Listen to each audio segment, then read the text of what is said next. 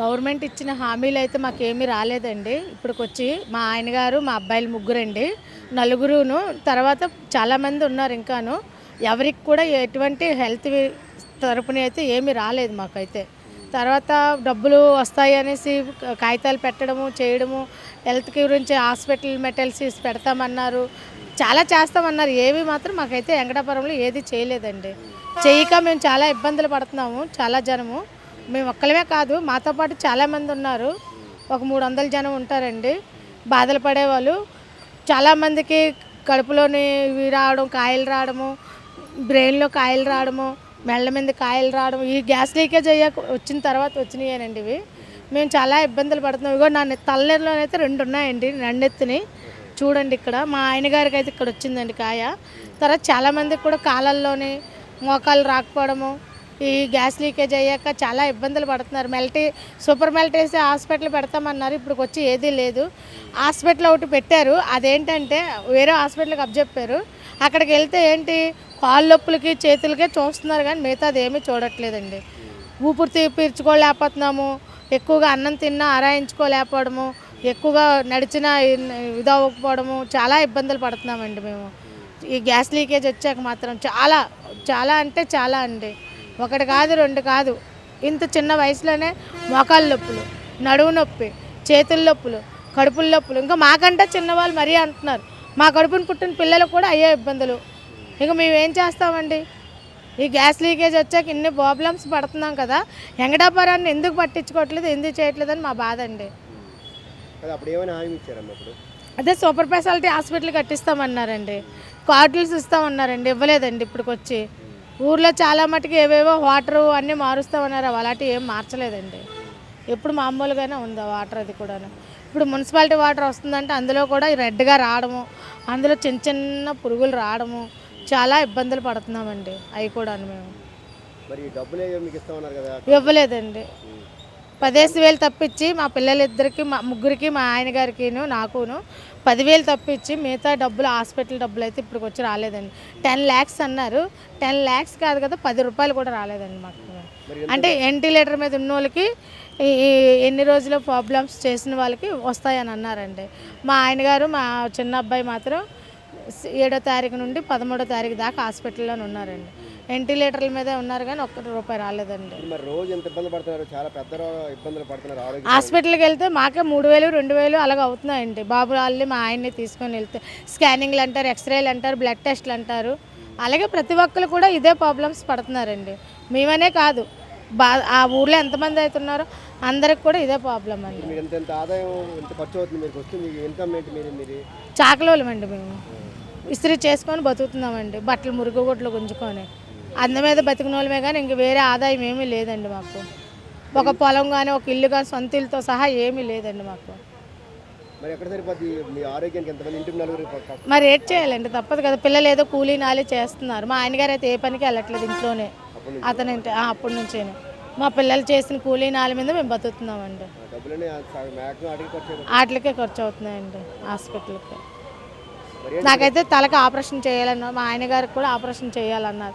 నేను బ్రెయిన్ అని ఆలోచించుకొని నేను ఉంటున్నాను. మా ఆయన గారికి అయితే ఈ మధ్యకాలం చేస్తామన్నారు. డబ్బుల గురించి మేము కొంచెం ఆలోచిస్తున్నామండి.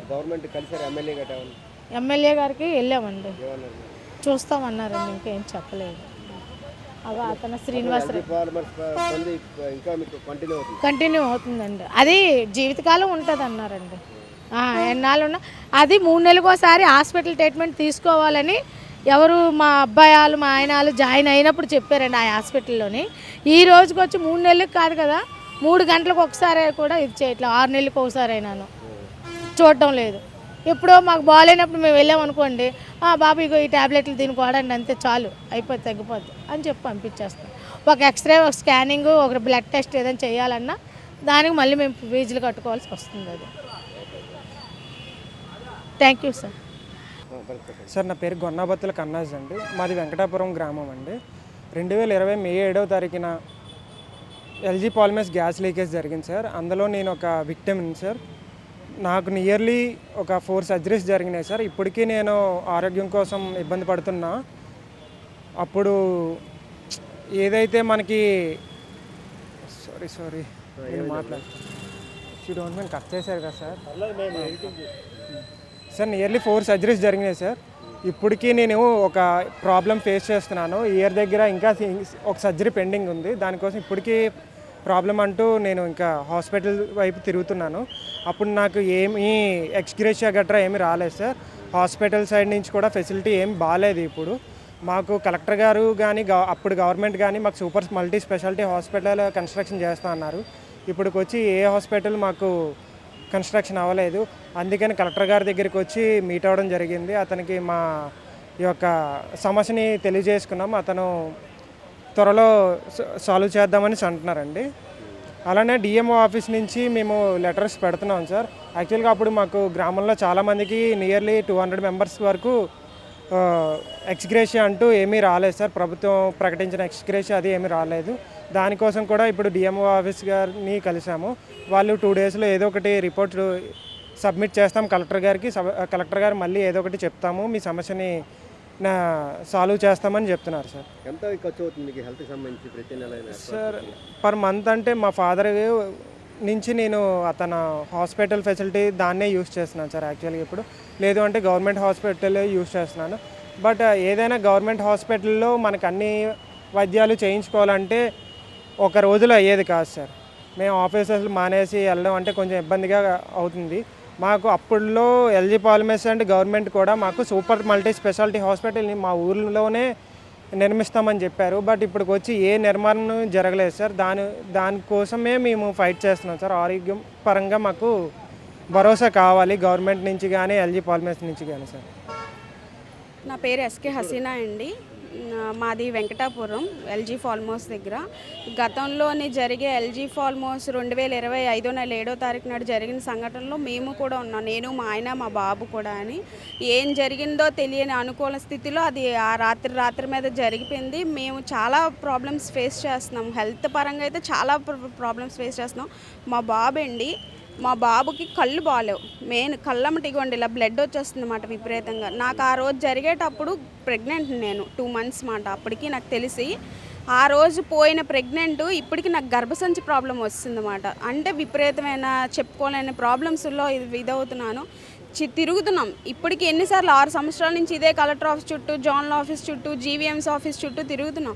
చేస్తాము, మేము ఉన్నాము, మేము చేసేస్తాం. ఆ ప్రభుత్వంలో జరగలేదు, ఈ ప్రభుత్వంలో జరుగుతుందని నమ్మకంతో తిరుగుతున్నాము. కానీ మాకు ఎలాంటి ఇది కూడా కనిపించట్లేదు. ఇప్పుడు జోన్ 8లో మాకు ఎంక్వైరీ చేస్తున్నాము, అవుతుందమ్మా కంగారు పడకండి అని చెప్తున్నారు. కానీ తిరుగుతున్నాం కానీ మాకు ఎలాంటి సొల్యూషన్ కానీ ఏమి కానీ. ఆరోగ్య రీత్యా అయితే మేము చాలా కోల్పోయాం. నా కొడుకు ఏం చేశాడండి, చిన్న బాబు, అది జరిగినప్పుడు 3 సంవత్సరాలు, ఇప్పటికి 8 సంవత్సరాలు. మా బాబుకి చాలా ఫేస్ చేస్తున్నాడు. రేపు అన్నాడు నేను ఏదైనా అయిపోతే నా కొడుకు సంగతి ఏంటి సార్? ఎంతమందికో చెప్పుకుంటున్నాం, ఎన్నో గవర్నమెంట్ వీటికి తిరుగుతున్నాను కానీ నాకు ఎలాంటి పరిష్కారం దొరకట్లేదు. ఈసారి ఇప్పుడైనా ఇది దృష్టిలో తీసుకొని మాకు న్యాయం చేస్తాను. మా ఊర్లో ఎవరికీ బాగాలేదు, హెల్త్ పరంగా అయితే ఎవరికీ బాగాలేదు. కళ్ళు మంటలు, స్కిన్ ఎలర్జీలు, అందరికీ ఎక్కువ నడిస్తే ఆవేశం. నాకు మా పిల్లల్ని నమ్ముకొని మేము రేపు అన్నాడు వీళ్ళకి ఏమైందని వీళ్ళు చెప్పుకోలేరు కదా సార్ మాకు ఇలా జరిగింది అనేసి. అప్పటికి బాబుని ఎత్తుకెళ్ళిపోయారు 3 రోజులు కనిపించకుండా అని. చాలా ప్రాబ్లమ్స్ ఫేస్ చేస్తున్నాం సార్. మాకు గవర్నమెంట్ ఒక అమౌంట్ అనౌన్స్ చేసింది, ఆ అనౌన్స్ ఇస్తానని చెప్పేసి హాస్పిటల్ అమౌంట్ బాబుకి ₹1,00,000 రావాలి సార్, అది రాలేదు. నెక్స్ట్ ఈ ₹10,000 పడతాయని చెప్పేసి అవి ఇచ్చేసారు. అది మా వాలంటీర్లు చేశారు ఆ రోజు కూడా. ఆ 10,000 పడ్డాక 350 అనౌన్స్ చేశారు. 350 చాలామంది ఆ లిస్టులో మా పేర్లు కూడా ఉన్నాయి. కానీ మాకు ఇప్పటికి వచ్చి ఎలాంటి అమౌంట్ పడలేదు. ఈ గవర్నమెంట్ అయినా మమ్మల్ని దృష్టిలో తీసుకొని దయచేసి మాకు సాయం చేస్తారని కోరుతున్నాము. సీఎం గారికి, డిప్యూటీ సీఎం గారికి, కలెక్టర్ గారికి, జోనల్ ఆఫీసర్లు కూడా ప్లీజ్ దయచేసి మమ్మల్ని గుర్తుపెట్టుకొని ఈ ఒక్క హెల్ప్ చేయండి సార్. మేము చాలా ఫేస్ చేస్తున్నాం సార్. తీసుకెళ్తున్నాం సార్. అప్పుడు జాయిన్ అయినప్పుడు పొగ పీల్చేశాడు బాగా విపరీతంగాని, తగ్గుతుంది ఇలాగా ఏవేవో మెడిసిన్స్ ఇచ్చేసారన్నమాట. తర్వాత నుంచి నేనే బయట మా సొంత డబ్బులే మేము చాలా ఖర్చు పెట్టుకున్నాం. నాకైతే ఇంత ఫైలే ఉంది సార్. స్టిఫా స్కానింగ్లు, అల్ట్రా స్కానింగ్లు, ఎంఆర్ఐ స్కానింగ్లు అన్నీ చేయించాను. బాబుకి కూడా కళ్ళుకి 15 డేస్కి కళ్ళమ్మట బ్లడ్ వచ్చేస్తుంది. డాక్టర్స్ చెప్పలేకపోతున్నారు అది ఏం ప్రాబ్లము, అది ఎందువల్ల వస్తుందో కూడా డాక్టర్స్ చెప్పట్లేదు.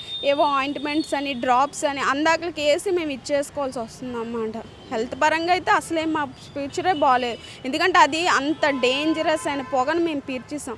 మాకు లంగ్స్ పాడైపోతాయని ఇవన్నీ మాకు చెప్పారు. మాకు ట్రీట్మెంట్ చేసిన డాక్టర్లే చెప్పారు. ఇదే కేజీహెచ్లో నేను జాయిన్ అయినప్పుడు కూడా ప్రెజెంటే మీకు ట్రీట్మెంట్ అవుతుంది, కానీ ఎప్పటికైనా అది ప్రమాదం అన్న మేము బయటికి ఇలా కనిపిస్తున్నాం, లోపల ఎంత ఇదైపోతున్నామో మాకే తెలుసు. అది ఇది ఒక్కటి దృష్టిలో పెట్టుకొని మాకు మల్టీ స్పెషాలిటీ హాస్పిటల్ అని గవర్నమెంట్ అనౌన్స్ చేసింది, అది కూడా ఇంకేం నిర్మించలేదు. దయచేసి అవన్నీ చేస్తారని మేము కోరుతున్నాం గవర్నమెంట్ని.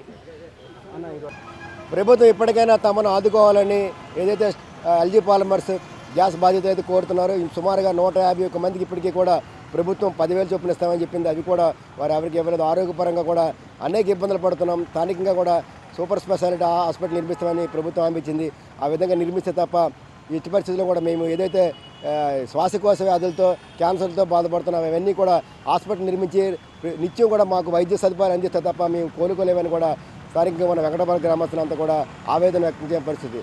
వీడి జర్నలిస్ట్ రాఘవరాము, అభినవ్ భారత్, విశాఖపట్నం.